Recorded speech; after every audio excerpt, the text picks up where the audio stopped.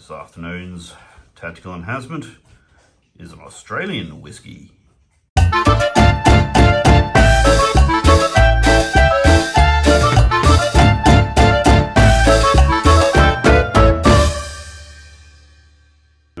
We're playing Team Yankee, 150 points, and it's somewhere between a rematch and a follow-on mission from last game after I managed to get my ass handed to me within 2 turns. Andrew very graciously accepted another game where we'd play a mission that follows on from the last one while the Americans desperately try to capture the territory back. So with this one, we're doing Bridgehead. The last game was the classic no retreat, where you attack lengthways down the table. This one, the Russians will be setting up in a confined space on that side of the table over there near the tracker, and the Lego fighter jet is we're receiving some tactical assistance from the youngest member of the gaming club, and the Russians. So that's where the Russians are setting up, and the Americans will be setting up in the red territory around the edges, trying to press in. We found in the last game the American list was actually not well suited to a deep reserves game, which I had not thought through at all. So I have to wear the well, I probably would have been demoted in the real world, I suspect, with that sort of level of not knowing how your army works relative to the mission requirements. But we're pitching the exact same armies again, because Andrew didn't want to have to muck around with getting a new list, and we're using the exact same table again because I didn't want to muck around rebuilding a whole goddamn table after I only got 2 turns out of it last time. So we will duke it out. This will be my deployment area along the back here, up the sides a little bit, and that'll be the Russian deployment area over where Andrew is standing. As for the armies, a quick recap because we covered this in detail in the last one. We have 2 big American platoons of Marines in the transports, the aquatic transports. Another small platoon, actually also in a transport. One of those bigger platoons is actually being transported by Huey. We'll see if we get to use those this time. Couple of labs for Recce, observer for the artillery, the MLRS. We have the LAV AD, the dual purpose air defense, who have had the wrong mix of brown when I painted them, so I have to send them back to the shop. That's, of course, 3 M1A1 heavy common. Probably just as well we finished at the end of turn 2 last game, because I don't think they would have lasted after that. And for the air power, we have 2 Apache, 2 of the Huey Cobras, and, well, it sounds like Jeff's out there. It's 4 of the Warhogs. So we'll see if they get themselves a good day. Last time I fielded them, 3 of them got shot down on the first turn out, and then yeah, that was that. Normally they don't turn up at all, and the ones that do arrive wait to a manner of hell, but it was the complete opposite last time. So that's it. 150 points worth of Americans. And here we have the Allied force, the goodies, fighting with the Americans. That's the Leon's personal fighter jet, which runs around and goes pew pew, and the nose is the pillar. And the nose is the pure. All right. That we're assuming will win the game for us. As for the Ruskies, they've deployed Afghansi with some Mech vehicle support, a Mech platoon, another Afghansi platoon, a flying fuckload of AA to protect rather a significant amount of artillery.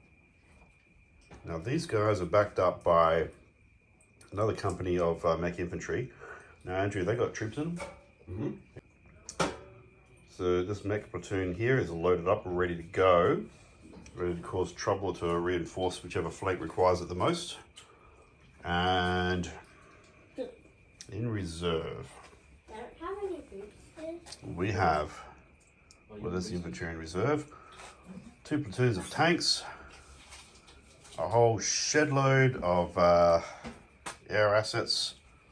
So 4 planes and 4 choppers, and some BMP-3 just to ruin everybody's day. Now we figured it'd be an absolute nightmare to try and take these guys on face to face across that open ground between the river and the buildings. So we sent the recce down the flank here, and we're going to try and get down the flank with 2 platoons of Marines, supported by some choppers, whose job really is to be close enough to start picking off AA before the A-10s arrive. There are a couple of markers, which are actually flight markers from first edition Victory at Sea. A duty was a fighter, bomber, I can't remember, Japanese vessel. So we've got all of that down there. Then we've got the heavy common spread out here, ready to provide crossfire against whatever moves up the road there to support the infantry push. Backed by AA, an observer in here. I think these markers, by the way, are minefields. That's what I meant to say before. And over here we have more AA who've got enough reach to cover most of this table. American AA, Apaches, the A-10 are not on the table, of course, and I've got a platoon of Marines loitering in Hueys.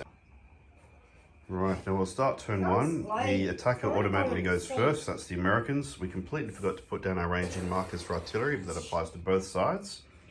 And we will get stuck in and check in at the end of turn 1.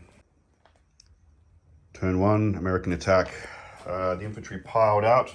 There's so many of them they had to form up, so they're not attacking just yet. They're just out of line of sight of everything on the Russian side. The AVPs, AW, whatever they are, popped up in 550 Carlton's building and did nothing. That may invite artillery in return, but that's okay. I even had to reverse these guys to make room for the infantry to get up. And some of the tanks moved up over there, put some rounds down range. Over here, I brought in the choppers. I read the FAQ the other day, and so I landed the choppers. We did the follow me order. They made it, so they've deployed into the building, but they couldn't shoot. What this will do is put pressure on this objective, so Andrew can't just flood everything down this way. And if he does flood everything down this way, there's a running chance that that thing will become vulnerable at some point. We then hopped some artillery in. They ranged in on the second go, took a couple of things out in that building. See the bullseye there. And then we had the Huey Cobra and the Apache start picking off AA, but the AA picked off one chopper from each platoon first, which is not a bad exchange, all things considered, but it says something about how hard it is to bust through all this shit.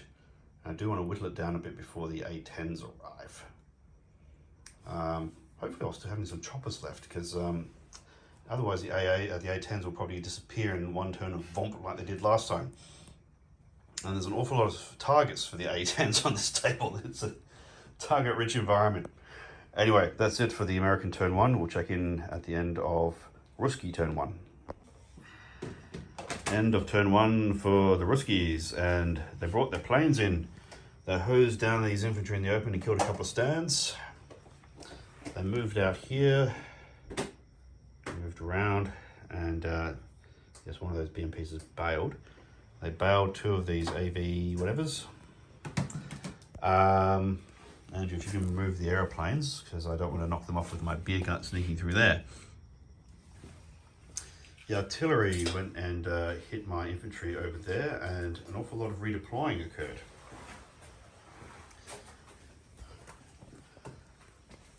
So these infantry are redeployed, these infantry are spreading out, these BMPs moved up, these BMPs came out of ambush.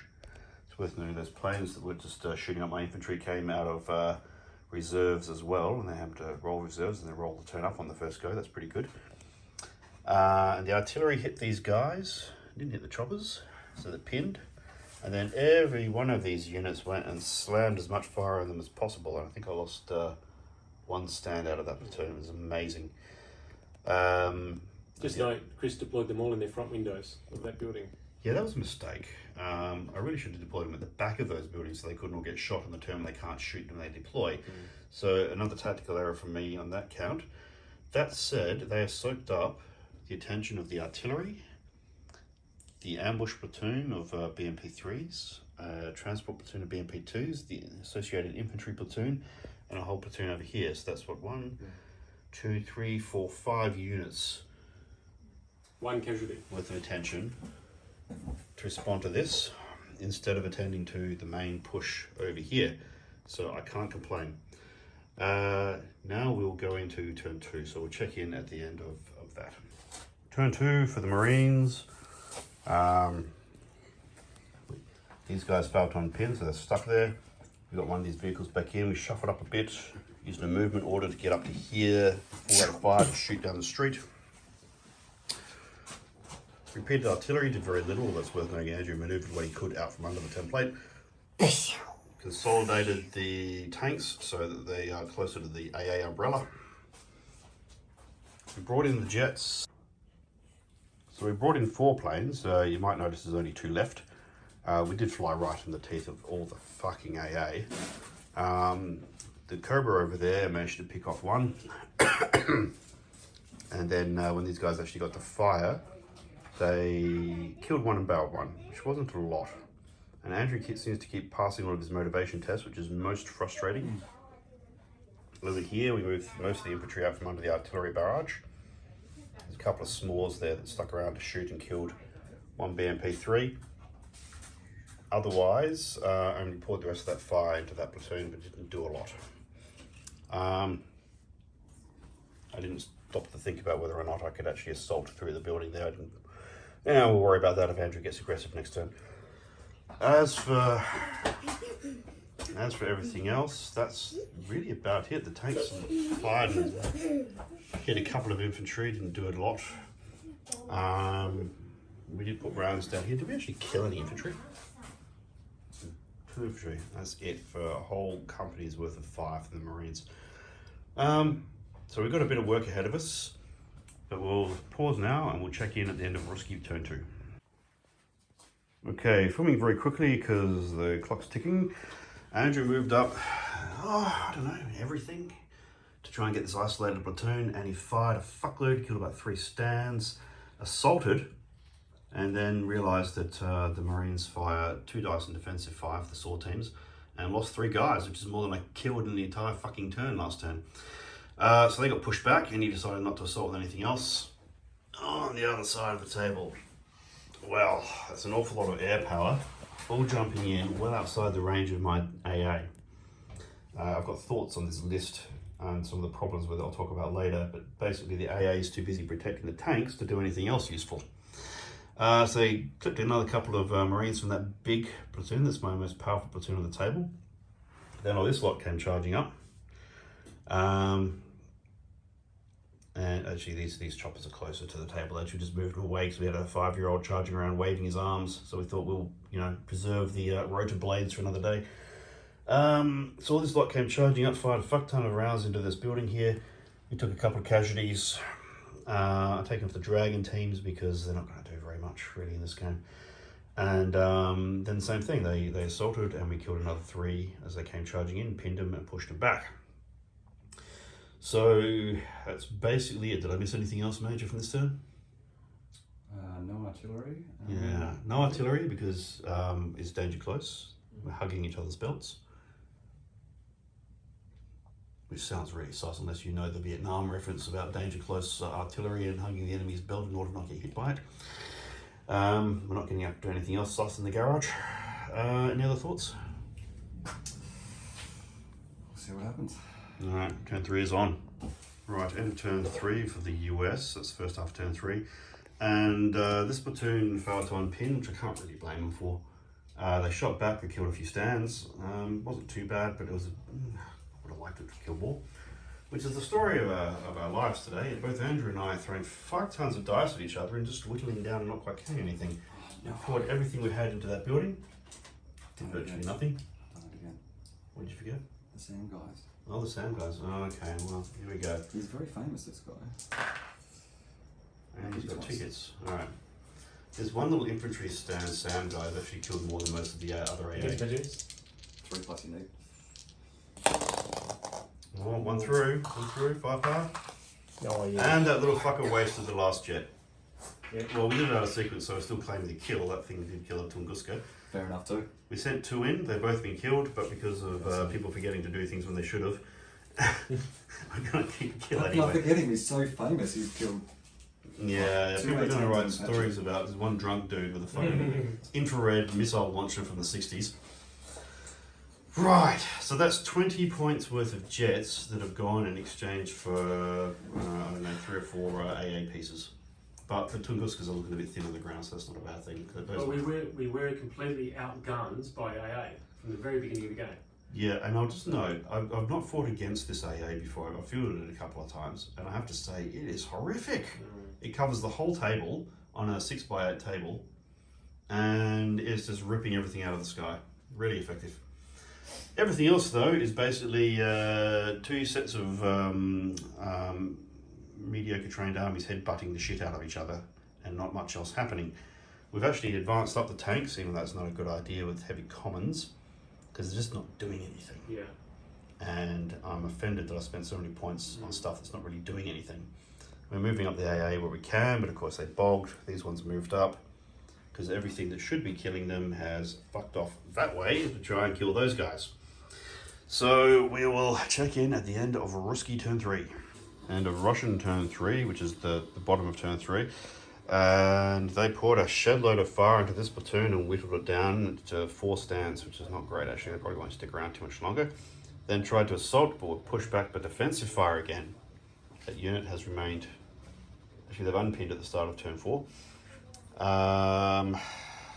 Andrew brought the jets in. He's taken them off again now, but those jets were here. And they actually killed a shitload of infantry here. Between the jets and the choppers, what was that, 5 stands, 6 stands? Yeah, that's pretty brutal. Yeah, so that was pretty rough because these guys were technically in the open. So that's done some serious injury to this platoon, which is down to about 6 stands. And they have, I think they're the ones who remain pinned. Who can blame them?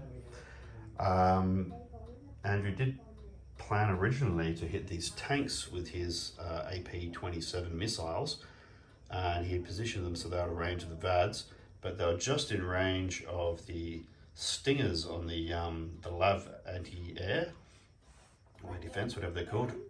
So that was fortuitous. He went and took out the infantry instead, which is also not good, but I suppose there's a lot less points.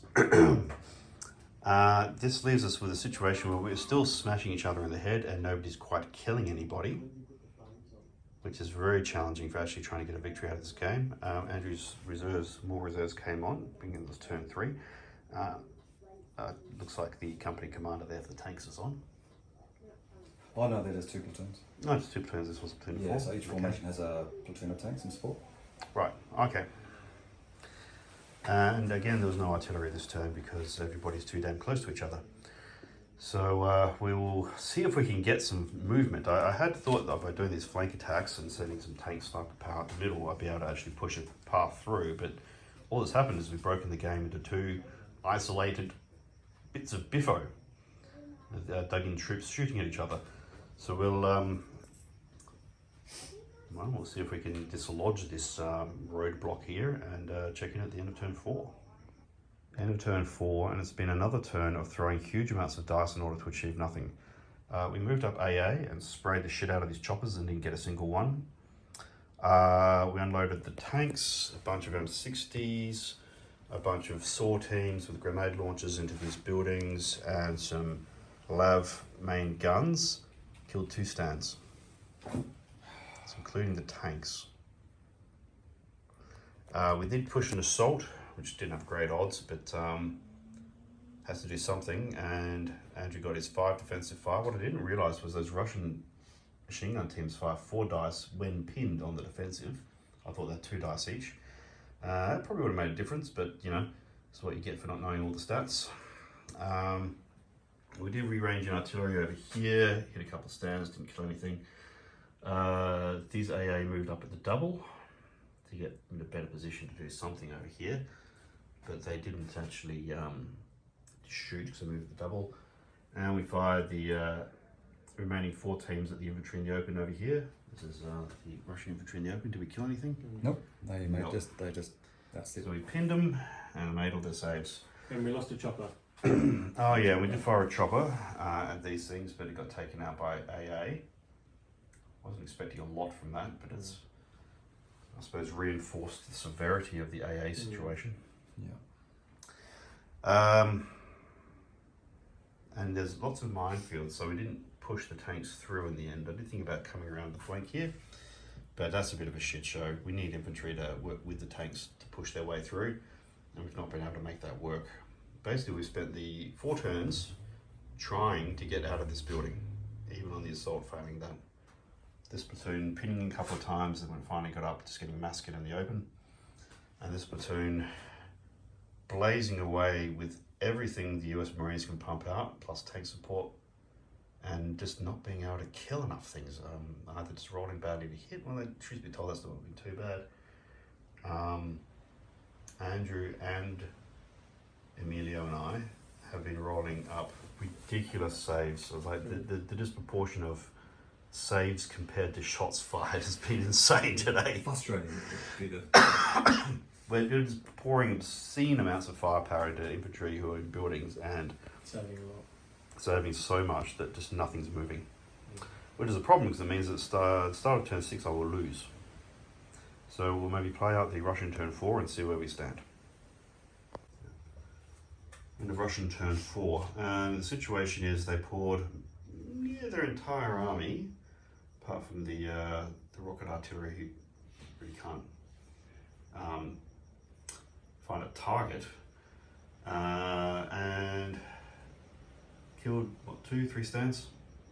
One from here, 2 one from 2 from over there. Alright, they killed 3 stands. Yeah. Mostly this was just shooting at things which are in cover again. What we're finding, and Andrew has pointed out, is we are so bolted down in buildings here that turn after turn, anything which steps out in the open or tries to push an assault loses troops, which is not such a problem with the Ruskies. They've got plenty to soak them up. But every time I try and push an assault, I lose guys which I can't afford to lose. Andrew's Air's done a real number on one of my platoons of infantry. This is the one that kept pinning, or failing to unpin. And that's where most of my casualties have come from today. Very little else has died. Apart from the air power, which again, you go to do a major attack and you die. And I'll just point out that much like last turn, Andrew just poured a flying fuckload of dice in, and I made save after save after save. I was probably making twice as many saves as I should have been making. So, think about whether to do turn 5, and we'll check in a moment. Well, the silliness continues. The last 3 guys here fired what they could. Didn't kill anything, did they? No. Nothing, everything made its tests. And we decided to assault inside the building, which meant 1 stand got to defensive fire, and it killed both assaulting teams. That was frustrating. We thought we'd move the Lav AD through the minefield to try and get a sneaky backroom attack on this objective here, because it was really a desperation time. But they were too scared to go through the minefield. They failed the morale test. We took out a vehicle. Oh yes, they killed that thing which had shot at us last turn. We repeat bombarded here and didn't do anything. Over here, we poured a ridiculous amount of firepower into this building and took out, what, 2 teams? As in, we fired Lav, what was left of that platoon, what was left of this platoon, 3 tanks, 3 AA, all into this building, killed 2 stands. We then proceeded to assault with 2 stands in the company HQ and pushed them out of this building. Then we tried to assault with the last little fella over there who was never really going to make it. Well, he could have, but his odds were ridiculous. It's only 1 stand. He was pushed back with 5 hits in the defense, which is slightly better than average, and then he passed them all, which is just as absurd as anything else in this game. Anyway, the point is we finally, after 4 turns worth of to and fro, this is what, turn 5, we finally got an assault to work. And what I need to do is have something within 6 inches of that objective, 4 inches, sorry, of that objective, at the start of Andrew's turn 6. So I've got one more turn to do it in. I suspect it's not going to happen. I think this poor bastard's going to get killed. But that's the way the cookie crumbles. We will now see if Andrew wants to do turn 5 or just call it because this is getting ridiculous. And we'll check in after that. All right, it's the end of Russian turn 5 and we're calling it. We decided to be the last turn and we just thought we'd do some silly stuff to see what would happen. Andrew's tanks all moved around and took shots at things and all missed. Didn't kill a damn thing. Every single tank missed. Yeah. The repeating artillery took out one thing under the barrage. A few other odds and ends took out a couple of AA, nothing serious. We just assumed the last infantry guy over the end there would be killed. In this game, you can't be too sure, but you're more likely to die by gentleman's agreement than in actual fucking dice rolls today. So Andrew sent the entire platoon from this building to assault the 3 stands in here with supporting fire from all of these guys. The end result was these 3 guys not only survived, they killed a couple of guys who were charging in. The guys who were charging in whiffed. These 3 guys came out and killed a stand each. And then Andrew rolled a 1 for his counter-attack and his platoon pulled back. Which means weirdly these guys are actually within reach of this objective, so I haven't lost on mission objective criteria.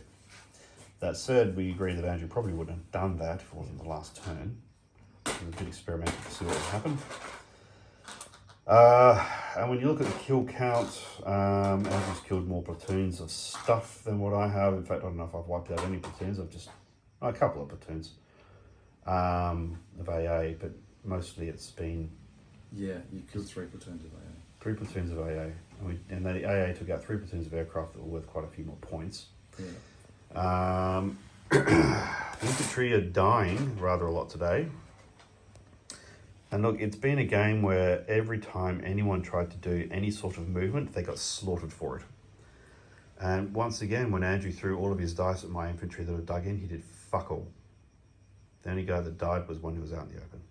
Oh, and a guy who's under a repeat bombardment from a 6-gun battery of 2+ firepower acacias. That's what it takes to kill one stand today, apparently. Well, so look, we'll call it a minor victory for the Russians. I think platoon count wise, I think they're maybe up by 1 platoon in actual kills. Well, gentlemen, what have we learned?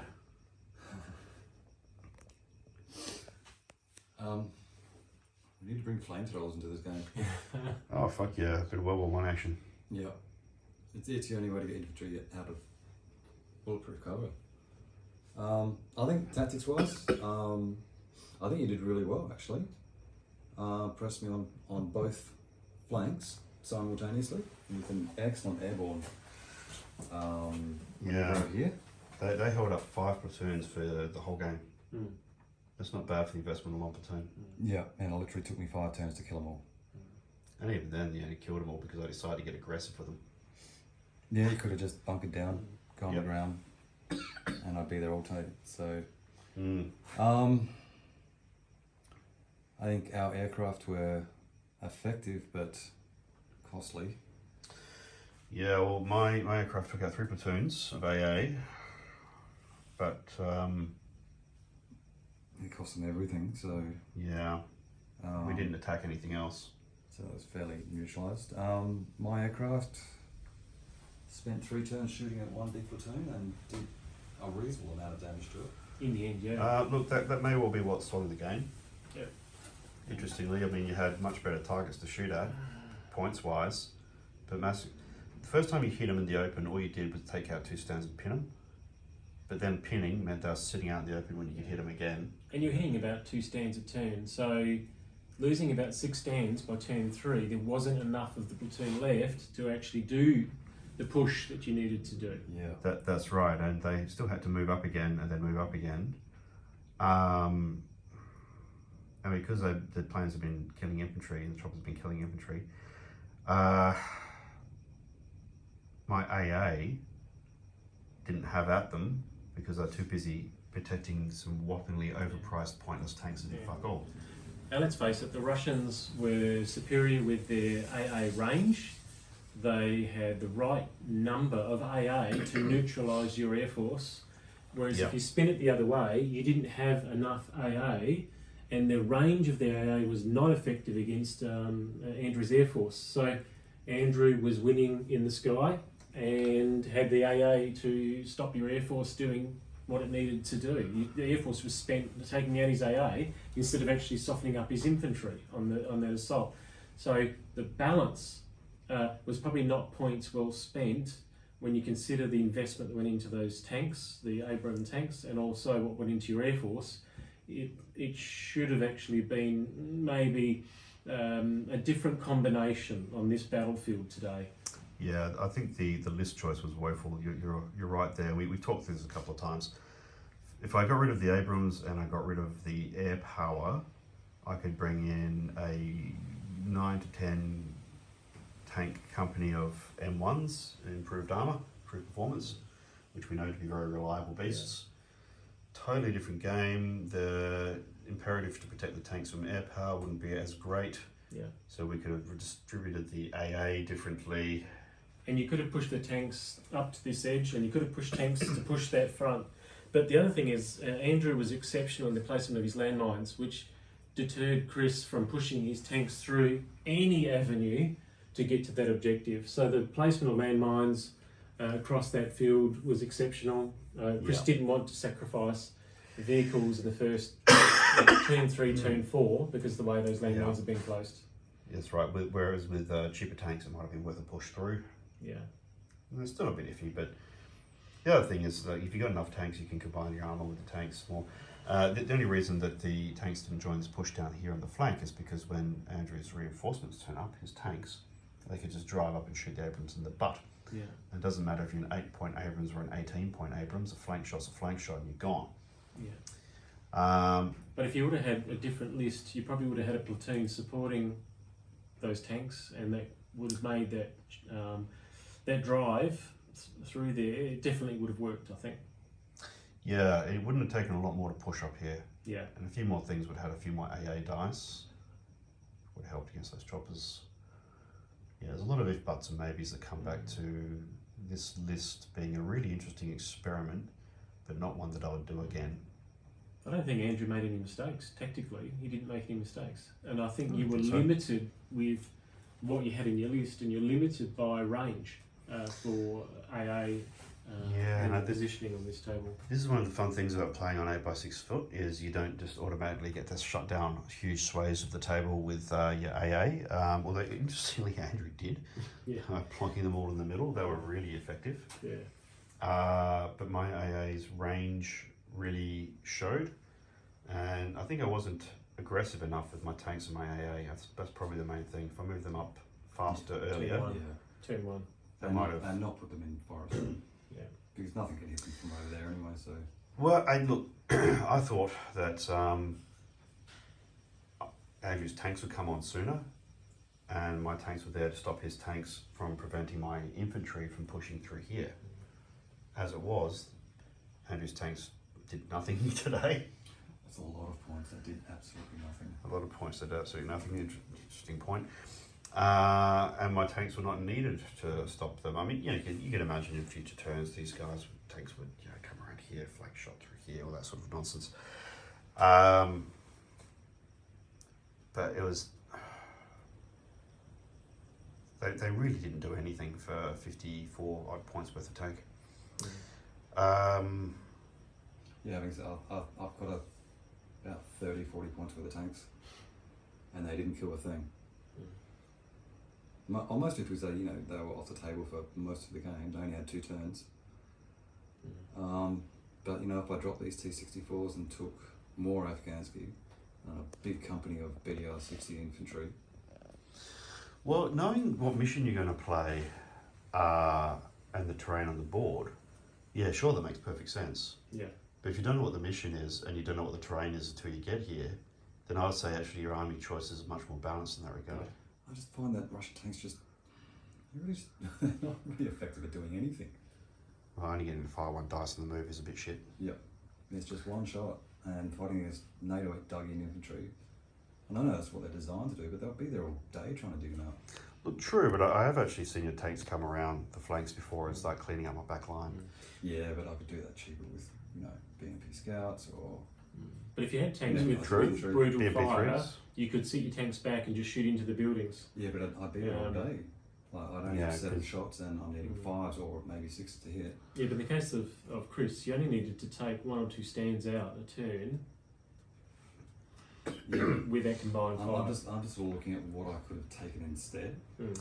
I know you've never had a good experience with the T-64s.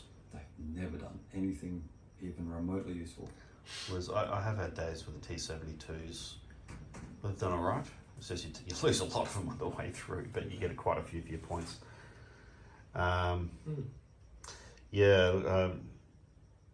It was a minor victory. I actually thought that there was a chance that it could go either way in the first 3 turns.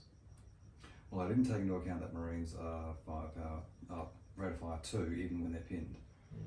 Yeah. Banking on the fact that they're going to be rate of fire 1, and when I pushed that assault, if they were rate of fire 1, you would have been in. You would they would have gone in, and they would have gone in, and that would have been the game in turn 2, turn 3. Yeah. Well, but Marines are freaking brilliant. Yeah, Marines are worth the weight in gold. And most US infantry is similarly good. It's all the same equipment. Marines get a bit more. They get s'mores. Marines effectively trade in. Per platoon, they trade in 2 dragons for 2 s'mores, which is probably a better deal. And of course, they're bigger. I think it's but for your points. I mean, you'd set twice as many small platoons if they were regular infantry. I did play around with an alternate list before Andrews decided we're going to stick with the same lists. And the alternate list, I reckon, would have been much more powerful. Still a nightmare trying to dig up this much fucking infantry out of a cityscape. And look, it's worth noting, I was bitching and moaning about my dice quite a bit. I'm sure Andrew was doing the same. Andrew was saving like a madman. He was passing every morale test except I think 1 or 2 pins. 1 or 2 pins, One or 2 pins, yeah. He was rolling up a storm to keep his guys fighting. I think I had 3 occasions where things were pinned and didn't unpin. Across 2. So they failed once and they failed once. Yeah. And I think they failed once. But none of them failed 2 turns in a row, so that was useful. Yeah. So I can't complain about that. That rolling the 1, because I had actually my CEO with these guys on their first turn, so that was a 1 to pin. That was very annoying, but these things will happen. Yeah. In a game this big, that shouldn't be an issue. I think the biggest issue was we rolled absolutely woeful the hits, woeful saves, as in we couldn't kill anything, and even when something did fail at saves, we rolled woefully on the firepower. Yeah, even with a 5+ firepower, we still couldn't punch through. It was a weird game of just throwing all the dice and nothing dying. I hate to see the state of these buildings now, especially that one. This one? All 3 of those. Oh, these 3 are non-existent. I think they'd be collapsing by now. You'd be fighting the rebel piles. It's had at least 12 main armament rounds put through it. Like that one? Yeah. Yeah, it has. I've hit that More than big building there with 2 bombardments from 155 millimeters. Yeah, this half of the building will be gone. This one over here, not much of that left. It's been hit by artillery. 2 turns running. BMPs with their heavy caliber machine guns. An awful lot of grenades. It'll be on fire if nothing else. I mean, there's dead bodies everywhere here. I shouldn't say that. Both Russian and American. Yes, this was an absolute bloodbath here. We have depopulated this part of the earth. And in fact, this part's looking a bit thin as well. Yeah, look, frustrating game, but an enlightening one. Oh, it's still a good game. Still It was a lot No, more tactical than the last one. The last one was over in a flash. Yeah, a bit of an alpha strike by the Mech infantry. This one was just a real grinding, trying to do something and failing, then trying to do something and failing, and then the other guy will try and do something and then There was no breakthroughs. We try No. and we try No and we breakthroughs. try. Yeah. The only time anyone died is when they ran in the open, and even then they had a stunning ability to not lose the entire platoon. Objective-wise, we're still near it, and we still have all this stuff to support the push. That building's now empty, but really that's only because Andrew decided to try, crazy last turn stuff to see what would happen. Yeah, it would have been smarter just to leave them in there and Maybe do all the hard work, because we spent so many turns just whittling each other down because then he kind of pushed us and annihilated us that we couldn't get through. Yeah. In fact, it would have been a victory for Andrew if he stayed in that building, because you would have been able to get your groups to push through, and left in the open they would have been shot to pieces. Yeah, I mean, we would have taken out this tank. We would have moved up into here to try and sit behind those concrete walls and stay on the objective. Maybe been assaulted. Yeah, it would have been a shit show. yeah, the tanks would have just converged. They would have, and this Smalls would have moved up, taken a couple of lucky shots, but the odds of that were stupid. If you're at a point of needing lucky shots to stay in the game, then you've pretty much won. Yep. Lost. That's the word. And yeah, AA assets are starting to get degraded a little bit. Yep. There's a couple left over there, and there's a couple here. So maybe in my last turn I could bring the aircraft in. And, well, if they get shot down, who cares? But if they take out a big tank or machine gun some infantry, then Yeah. Yeah, they'd be back having some sort of. Although if you plant your aircraft too close to your own troops, they can't shoot. yeah, true. Within 8 inches of your own guys. Yeah, If the target's within 8 inches of your guys, they can't shoot. yeah. I need to. So we'd be on top of each other. All right, well, we're going to call it there. Minor victory for the Russians. You've got 2 games now in a row. Oh my god. Yeah. So, look, folks, thanks for watching. Feel free to hit like, subscribe, comment about what we did horribly wrong and what rules we forgot or silly things we did. And time to call it a night.